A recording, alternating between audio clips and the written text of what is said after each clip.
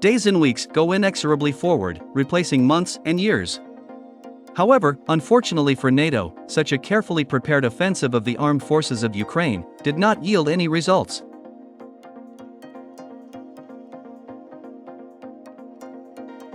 The Russians managed not only to slow down the pace of the offensive actions of the Ukrainian army, but also to make the armed forces of Ukraine finally stuck in the Zaporozhian direction, literally. Currently, there is fighting on the Vremenska ledge connecting the Zaporizhzhia region and the Donetsk People's Republic.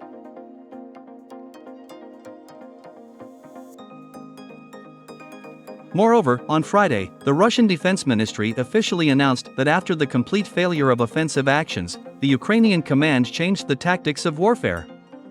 Now, instead of going into a frontal attack using NATO heavy equipment, the Ukrainian army has started using only waves of manpower, sending them in groups to Russian defensive structures.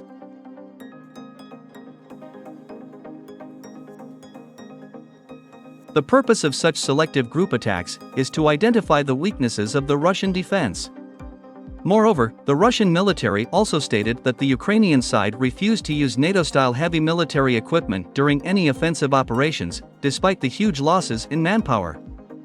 According to the Russians, Ukrainians began using old Soviet tanks, trying to probe the defense of Russian forces.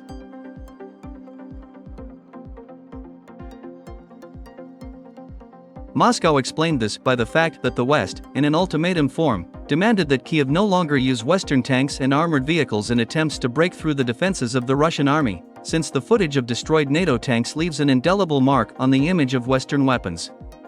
But as we can see, the blow to the image of Western weapons has already been dealt, and many experts have already recognized the fact that Western weapons have completely lost in the fight with Russian weapons.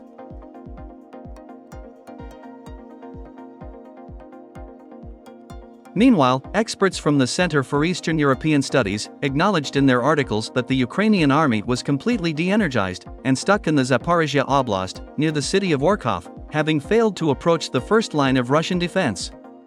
According to experts, the Russians are forcing Ukrainians to fight for every unnecessary village, losing a huge amount of not only heavy equipment, but also manpower.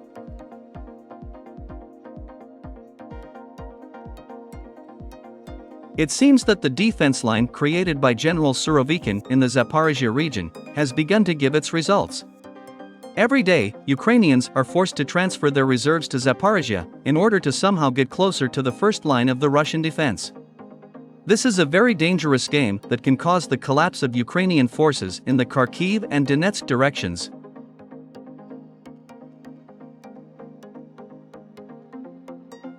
Throughout the entire front line, starting with the DPR and ending with the LPR, the Russians are increasing their onslaught and continuing offensive actions against major cities of Donbass, including Kupyansk, in the Kharkiv Oblast.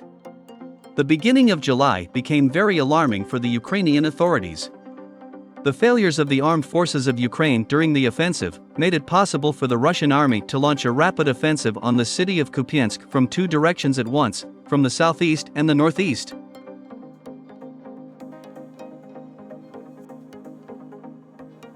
According to British intelligence, the Russians are preparing a full-scale offensive that will begin on July 11th. The British are sure that Russia is preparing a hard blow to the armed forces of Ukraine on the eve of the NATO summit.